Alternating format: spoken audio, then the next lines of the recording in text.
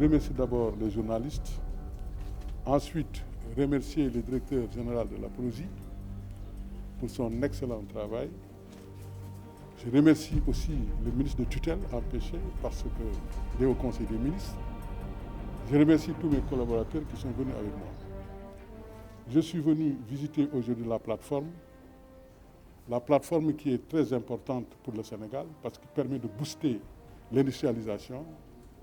Vous savez, la plateforme représente un axe très fort dans le PSE parce qu'il est inclus dans ce que j'appelle la transformation structurelle de l'économie et de la croissance.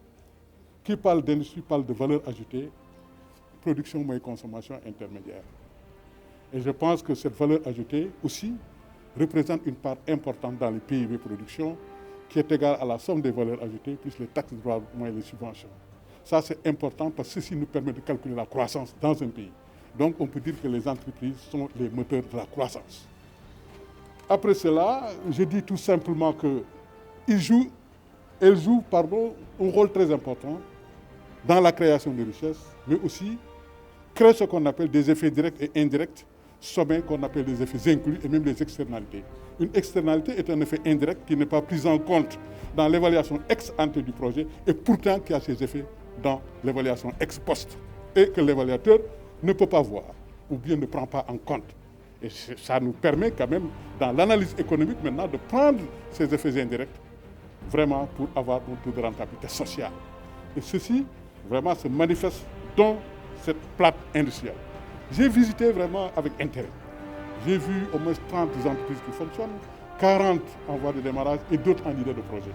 Tout cela fait que vraiment le DG fait un excellent travail. Je salue aussi l'effort du ministre qui, à distance, vraiment supervise son bras droit.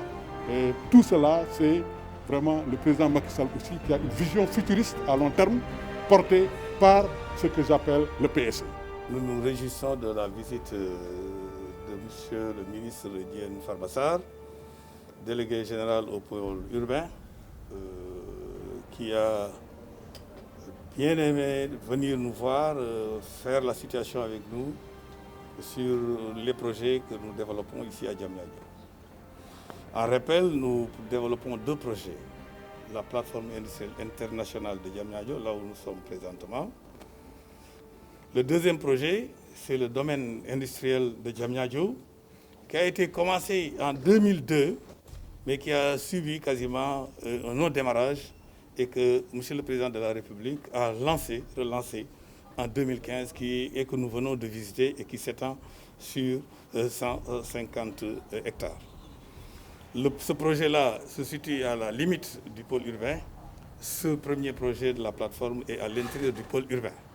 Et nous remercions le ministre Diène Farba, à qui nous avons montré ce que nous faisons et également à qui nous avons aussi exprimé la situation d'étroitesse et également le besoin que nous avons d'avoir encore plus d'expansion, plus de terrain pour loger les industries qui sont là en demande.